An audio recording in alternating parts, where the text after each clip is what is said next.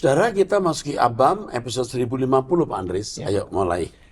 Baik, dari wanita usia 35 tahun, janda cerai hidup, memiliki satu anak dari Surakarta, Jemaat Gereja Karismatik. Ya, ini KPI ya, karismatik ya. Oke, terus. Saya mau bertanya, Matius 19 ayat 9. Tetapi aku berkata kepadamu, barang siapa menceraikan istrinya kecuali karena zina, Kecuali karena pornos. Pornos. Dalam bahasa aslinya. Terus. lalu kawin dengan perempuan lain, ia berbuat zina. Ia moikos. Oikos. Jadi tidak sama pornos pertama. Kata zina pertama dengan zina kedua itu tidak sama. Nah, ini banyak orang tidak mengerti. Terus. Di firman tersebut ada yang berpendapat kalau boleh menikah lagi jika yang pasangan berzina tersebut mati dan dikaitkan dengan hukum Taurat zaman itu. Jika berzina dirajam batu sampai mati, lalu si pasangan tersebut baru boleh menikah lagi. Lantas apakah benar pendapat orang tersebut, Pak? Mohon jawabannya. Kita tidak menggunakan standar umat perjanjian lama dan penafsirannya. Yang jelas pernikahan itu sekali seumur hidup dan Tuhan tidak menghendaki perceraian. Walaupun ada kalimat tidak boleh cerai kecuali karena pornos, itu bukan berarti pembenaran untuk cerai.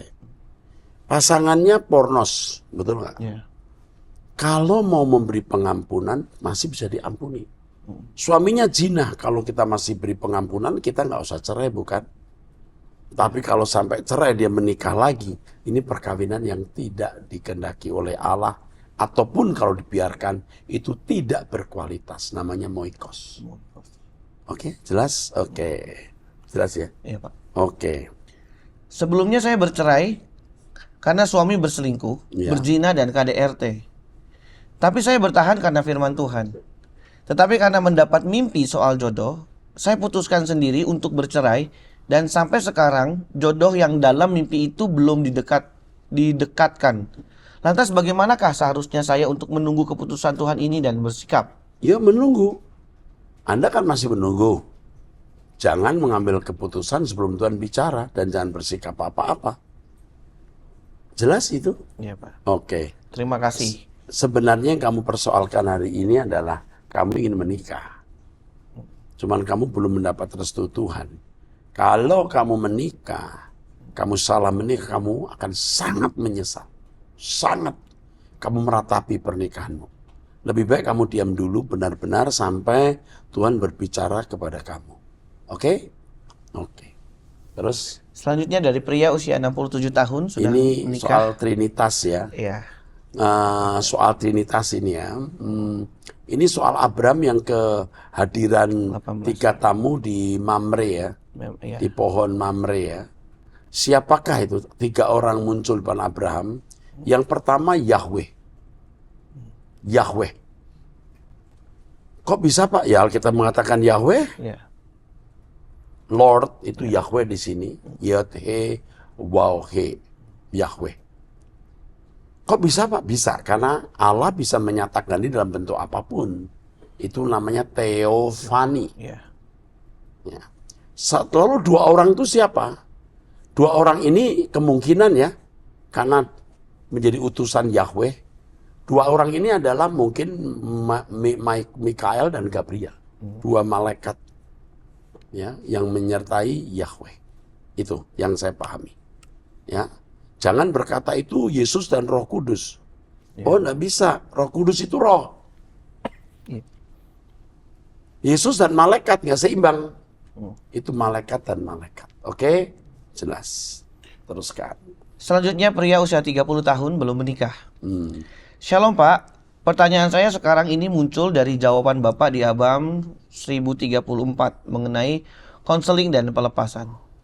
Bapak menyampaikan bahwa dalam pelayanan Bapak bukan hanya melakukan pelepasan terkait okultisme, tapi Bapak juga melakukan pelepasan kepada orang yang mengalami masalah kejiwaan dan keterikatan terhadap dosa, seperti sakit hati, perasaan tertolak, kebencian, dendam, dan roh zina. Bahkan orang-orang ini sampai mengalami manifestasi mirip seperti orang yang dilepaskan dari okultisme. Benar. Terus.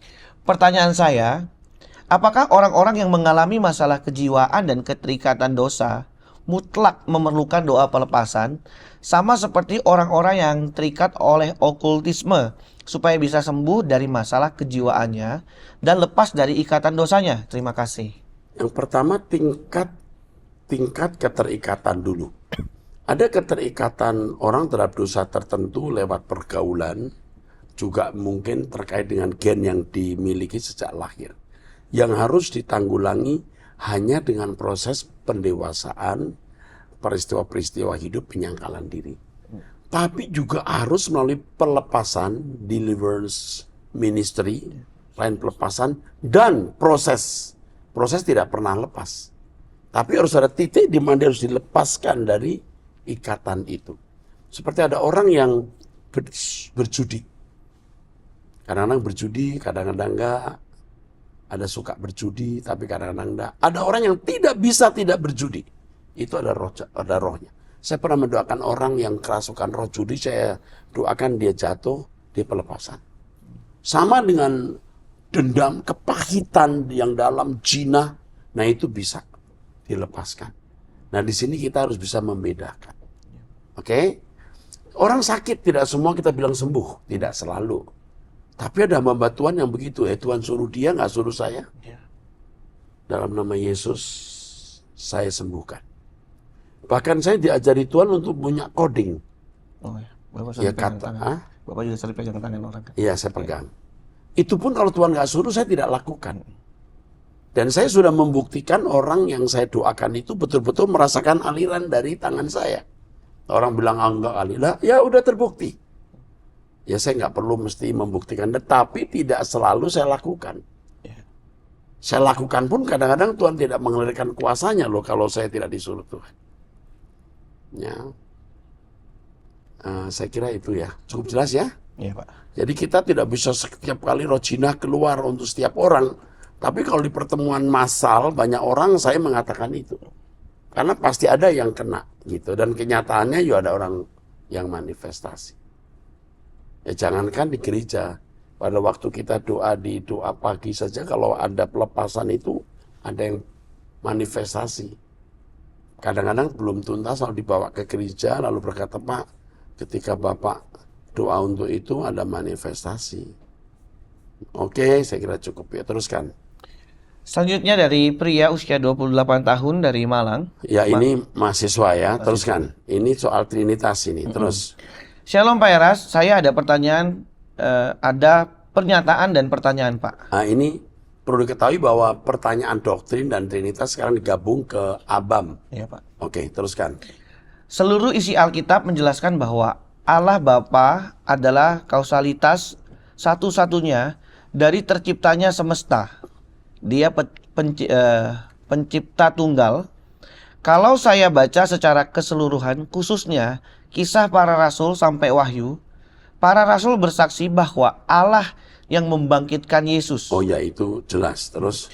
Berarti konsekuensi logisnya, kalau Allah tidak membangkitkan, Yesus tidak bangkit. Oh ya, Yesus sendiri doa agar dia dilepaskan dari maut, itu dibangkitkan. Ya, di dalam Ibrani 5 itu sampai 9. Terus. Dan kalau dikatakan dalam Alkitab bahwa Yesus datang dari Allah, berarti keberadaan Yesus sebagai anaknya adalah karena Allah. Allah juga adalah pemilik kedaulatan atas peristiwa dunia sampai akhir zaman. Ya, makanya ketika Yesus berkata aku yang awal dan akhir, dengan Allah Bapa berkata aku yang awal dan akhir itu beda. Ya. Kalau Yesus itu protos dan tunggu. Kalau Allah itu arke dan telos. Kalau Yesus itu protos dan eskatos. Tapi terjemahan bahasa Indonesia kita kan awal dan akhir sama. Enggak, beda. Kalau Allah Bapa itu aku yang awal dan yang akhir. Akhir tujuan, telos dan arke. Nah, pada mulanya adalah firmanku en arke. Itu untuk logos. Logos itu Allah mestinya metonim. Kalau Yesus aku yang memulai protos, memulai bangkit. Dan eskatos, eskatologi nanti akan mengakhiri waktu dia datang. Ya, Pak. Nah, mestinya kita harus jeli menemukan atau melihat itu. Teruskan. Ada dalam Wahyu yang menggambarkan anak manusia yang menerima materai dari yang duduk di tahta. Dalam Injil Matius dan Lukas dijelaskan bahwa Yesus dikandung Maria oleh karena Roh Kudus.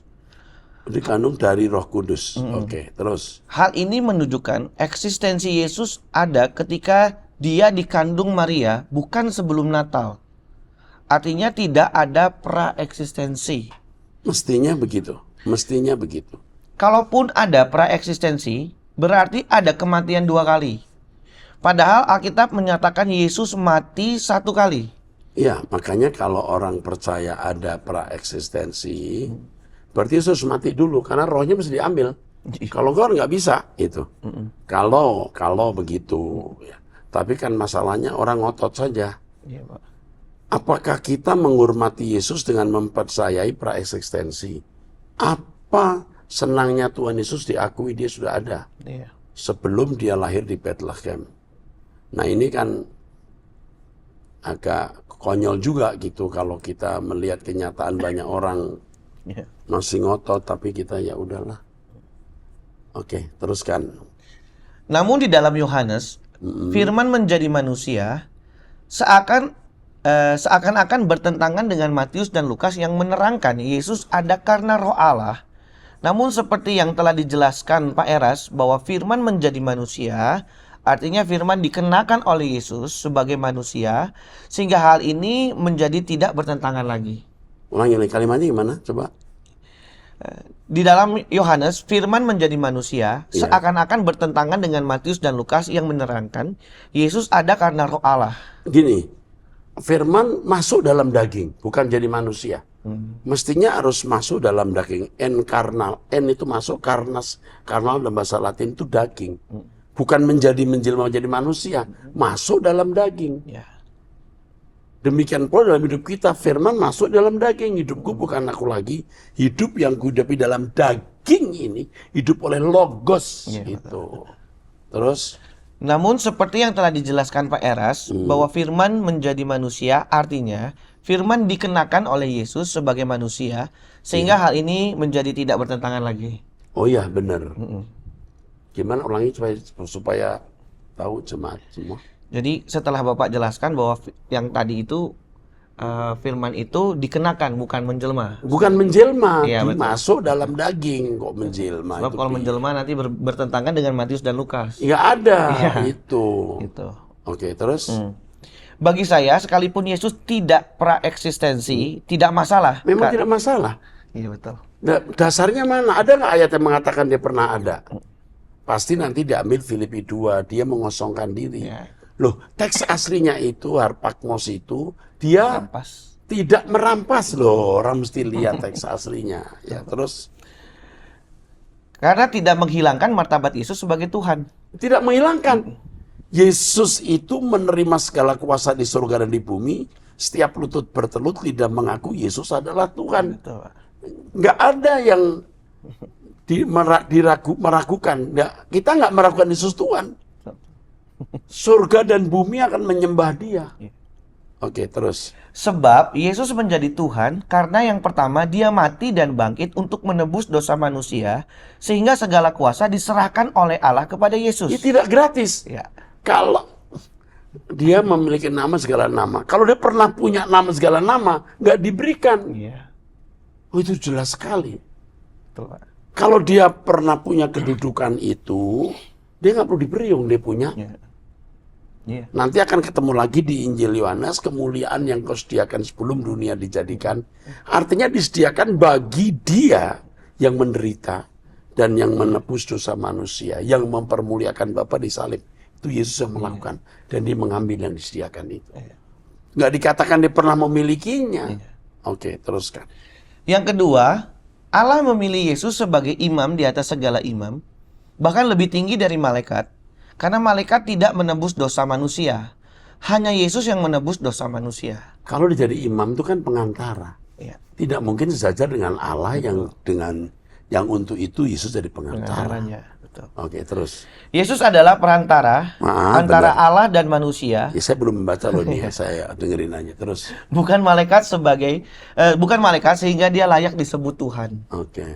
Jadi intinya, preeksistensi bukanlah syarat untuk menjadikan Yesus sebagai Tuhan, sebab Tuhan Yesus adalah juru selamat, Tuhan dari segala Tuhan yang diutus Allah. Nah, aku datang bukan untuk melayani bukan untuk melayani, bukan untuk dilayani, tapi melayani. Itu dia jadi hamba. Iya. Dia nggak jadi tuan. Itu udah jelas dia tidak jadi tuan, jadi hamba. Setelah dia bangkit baru jadi Tuhan. Makanya Petrus mengatakan, Yesus yang kau bangkitkan dijadikan Tuhan. Ya. Jadikan kurios. Terus, yuk. Maka untuk menjelaskan hal ini harus kembali dijelaskan apa itu Tuhan dan apa itu Allah. Benar. Ini pinter nih orang.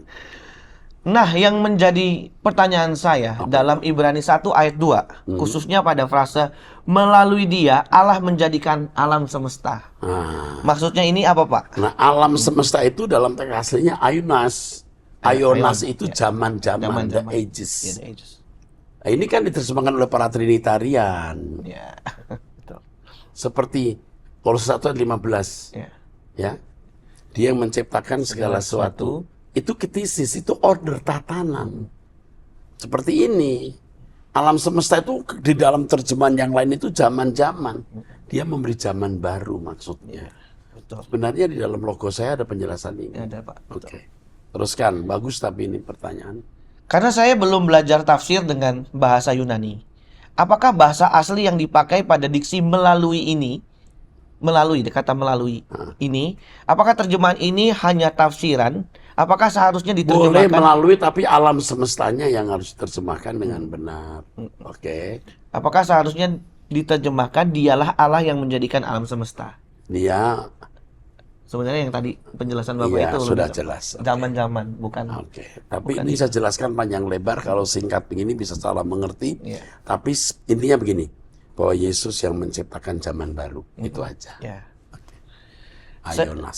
Sehingga nyambung dengan ayat 1 yang menjelaskan Allah yang mengutus Yesus sebagai perantara adalah Allah yang menciptakan alam semesta. Nanti kan ada kata diwariskan. Loh, kalau dia menciptakan nggak mungkin diwariskan. Coba di Ibrani itu juga. Di Ibrani. Ya kan? Tapi nggak usah dibaca ya. Ya, Pak. Dia yang menerima warisan. Loh, kalau dia yang menciptakan dia nggak butuh menerima warisan. Oke, terus.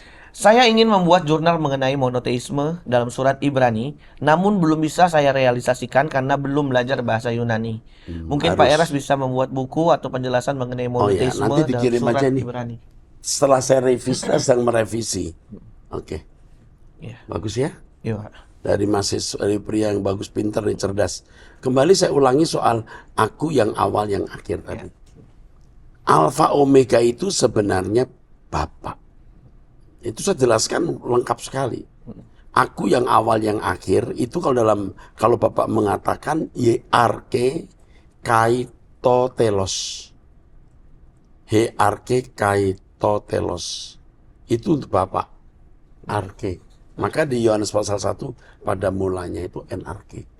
Kalau Yesus itu huprotos dan eskatos. Huprotos kai hu eskatos. Tapi dalam terjemahan bahasa Indonesia kita awal dan akhir dan orang tidak mengerti perbedaannya. Oke, bagus sekali. Terima kasih untuk pertanyaan dari pria usia 28 tahun dari Malang ini. You so smart. Oke, teruskan. Selanjutnya dari wanita usia 28 tahun sudah menikah di Jakarta. Ini Jemaat GSKI di Jamada, Pak. Oke. Shalom Pak Pendeta Erastus yang saya kasihi. Saya baru menikah 1 tahun yang lalu. Dan hari ini saya baru saja keguguran dalam usia kandungan 8 minggu.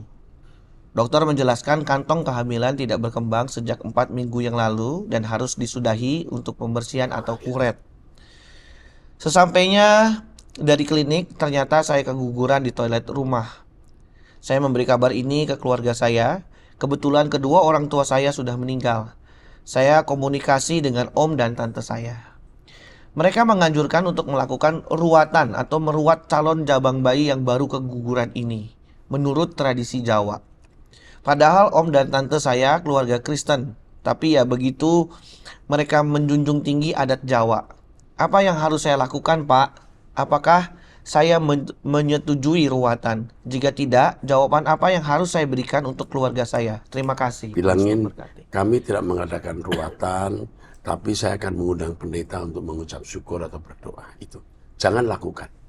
Saya orang Jawa juga, nggak perlu lakukan itu. ya, malah mengundang kuasa yang bukan dari Allah hadir dalam hidup kita. Oke? Berdoa saja. Kasih tahu ya kami ruatan dengan cara Kristen. Ya, gitu aja, yaitu dengan berdoa. Lalu undang pengurus gereja, pasti karena Anda orang GSKI, pasti nanti pelayan Tuhan akan hadir di rumah. Ya, tolong dihubungi segera ya, supaya sebelum ini. Oke? Terus. Selanjutnya wanita usia 56 tahun sudah menikah, memiliki 2 anak dari Harapan Indah. Ini Jemaat GSKI, Pak. Apa yang harus saya lakukan agar mental saya tetap sehat dan masa jelang pensiun ini? Di masa menjelang pensiun. Dengan kisah seperti yang saya sampaikan. Bapak Gembala, mohon bimbingannya. Selama 30 tahun kami menikah, semua biaya kebutuhan rumah tangga, biaya anak sekolah sampai lulus kuliah, setiap suami resign kerja, selalu meninggalkan hutang. Maka saya sebagai istri yang melunasi. Hutang cicilan rumah dan kebutuhan saat anak masih bayi pakai kredit card sampai tidak bisa melunasi. Saya sering berkata jangan sekali-kali membayar hutang suami yang jika itu tidak jelas untuk apa. Dan itu prinsip.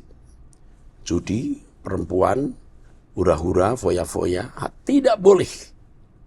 Ya, apapun yang terjadi, itu prinsip. Begitu perempuan membiayai suami yang tidak jelas pengeluarannya, merusak suami, merusak. Ya, teruskan. Semua kebutuhan tersebut jadi beban saya sebagai istri yang harus mencari bantuan dan pinjaman serta membayar cicilan bulanannya sampai selesai dan tuntas. Pria seperti ini, pria yang tidak bertanggung jawab dan bisa dikatakan jahat. Terus. Waktu berjalan, tidak terasa dan saya, istri, berjuang dengan diam karena merasa untuk keluarga dan demi anak-anak. Suami saya hanya bisa jawab, saya juga tidak ada duit, tapi tanpa mengupayakan untuk solusi. Namun saat ini, setelah usia saya sudah 56 tahun, di saat anak-anak sudah mandiri, sehingga saya dapat menyisihkan gaji untuk menabung agar bisa jalan-jalan, menikmati jerih lelah masa lalu. Sekarang suami selalu curiga, selalu menyerang istri dengan firman Tuhan. Istri harus tunduk pada suami dan suami istri itu satu. Sumber ekonomi dari siapapun. Istri harus tunduk kepada suami kalau suami tunduk kepada Tuhan. Kalau suami tidak tunduk kepada Tuhan, tunduk kepada setan, istri ikut tunduk kepada setan. Itu masalahnya. Ya, suami istri menjadi satu kalau mereka memiliki Tuhan yang satu, yang kedua-duanya harus saling tunduk. Kalau tidak, istri akan jadi budak bagi suami. Dan ini melanggar firman Tuhan. Sumber ekonomi dari siapapun, itu memang nggak masalah. Tetapi dengan suami yang tidak bertanggung jawab, istri tidak boleh membuka pintu, suami tidak bertanggung jawab. Ibu pasti sudah membuat suami bodoh dan tidak bertanggung jawab karena membantu suami yang tidak jelas pengeluarannya. Itu salah. Sekarang ibu harus tenang, di hari tua ibu mencari langit baru, bumi baru bersama saya. Mungkin ya Bu, belum pasti. Mungkin suami ibu nggak bisa diajak pulang bareng. Dengan karakteristik ini, menyerang pakai firman Tuhan tapi bodoh. Menggunakan firman untuk melawan. Ini seperti setan.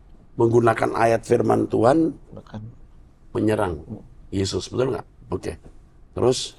Dia lupa firman Tuhan tentang tanggung jawab suami. Ya, saya belum baca tulisan bawahnya ya. Teruskan. Kegiatannya banyak dan sibuk dengan handphone. Alasannya untuk bisnis, tapi tidak pernah memberi nafkah istri. Kok selama ini jadi enak di dia ya? Adil dan benarkah hal tersebut, Pak? Iya, enggak. Ibu yang membuat dia begitu. Kalau dari dulu ibu tidak mengeluarkan uang untuk hal yang nggak penting, dia akan bertanggung jawab. Ibu yang membuat dia nggak bertanggung jawab. Oke, terus? Hidup saya seperti dimanipulasi untuk keegoisan dia. Ibu dijajah. Ibu ditawan. Ibu kehilangan kehidupan sebenarnya.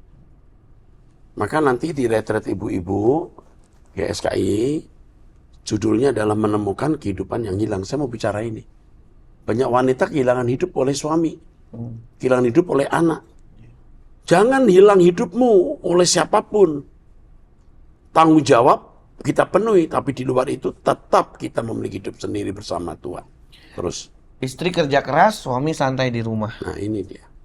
Terus, Kondisi saat ini hubungan kami seperti toksik dan secara tidak langsung mengganggu kesehatan oh iya, saya, terus membuat membuat, stres, tertekan mental di bawah sadar. ya ibu jadi sakit nanti. Stres, depresi, jadi kanker, tumor, dan lain sebagainya. Penyumbatan itu karena ibu. Jadi waktu ke dokter beberapa waktu ini, istri kenapa wanita itu penyumbatannya tidak seperti laki-laki. Karena menstruasi, mempunyai anak itu ternyata membuat arteri, saluran darah itu lebih bersih. Ya. Tapi setelah menstruasi berhenti itu masalahnya. Kalau kena stres dan lain-lain itu lebih mudah terjadi penyumbatan. Jadi ibu jangan stres. Terus. Karena istri hanya dimanfaatkan untuk menunjang ekonomi. Istri tidak pernah di-cover, tidak diperjuangkan, dan tidak dibahagiakan. Anak-anak selalu ingatkan saya untuk cuekin saja, jangan dimasukin hati. Ya. Tapi setiap hari menghadapinya tentu tidak mudah. Mohon bimbingan Bapak Gembala. Ya betul, anakmu tuh ngomong udah bener, cuekin saja. Kamu cari Tuhan aja. Doa pagi jam 5 WIB bersama saya, datang ke gereja, mencari Tuhan. Suamimu ke gereja pun pasti tidak akan ngerti firman. Karena otak dia itu kosong. Yang dia seneng tuh buka ERP, nonton apa. Nggak tanggung jawab, dia nikmati itu. Belum lagi nanti ada gambar-gambar yang nggak perlu ditonton. Udah dia nikmati. Rusaklah sudah hidup dia. Dan ini yang membuat suamimu jadi rusak. Jadi rusak, berantakan. Ya. Ini. Ya, oke. Saya terus terang membaca begini jadi marah loh. Ya, kasihan kamu kehilangan hidup. Temukan lagi hidupmu. Yuk, cari Tuhan. Jadi, ini ada kita pertanyaan berikut ya. Ini. Dari wanita usia 23 tahun, masih single dari Jakarta di Jemaat GSKI. Arta Gading. Arta Gading. Oke. Pak, saya baru 1 atau 2 tahun bergabung di Rehoboth Arta Gading. Dan saat ini saya sedang menjalani kelas katekesasi sesi kedua dan menuju sesi ketiga. Saya tidak ingin curhat tentang kehidupan, tapi saya mau bilang kalau saya senang sekali bisa bertemu dengan Bapak setelah sesi kelas katekesasi kedua saya pada tanggal 11 Mei. Yang dipimpin oleh seorang pendeta. Seorang pendeta. Pendeta GSKI ya. Terus. Saya tidak menyangka bisa bertemu dengan Bapak dan saya sedikit syok karena Bapak nyata sedang berdiri dan bersalaman dengan orang sekitar di saat saya ingin menuju pintu keluar. Dan refleksnya saya ikutan bersalaman juga dengan Bapak. Rasa senang, terharu, dan bahagia karena dari 1 atau 2 saya beribadah, saya tidak pernah melihat Bapak sedekat itu, apalagi bersalaman. Pak, jaga kesehatan ya. I love you, Pak. Terima kasih. Tuhan Yesus memberkati. Aduh, kamu sih. Jadi pada waktu pembinaan ini ya, saya sempatkan lihat mereka salaman. Mungkin waktu itu ketemu ya. Aduh, ya saya cuma bilang we love you aja ya. Kita akan sama-sama terus sampai Tuhan datang kembali. Oke? Demikian saudara-saudara episode 1050 sampai nanti di episode 1051. Tuhan berkati.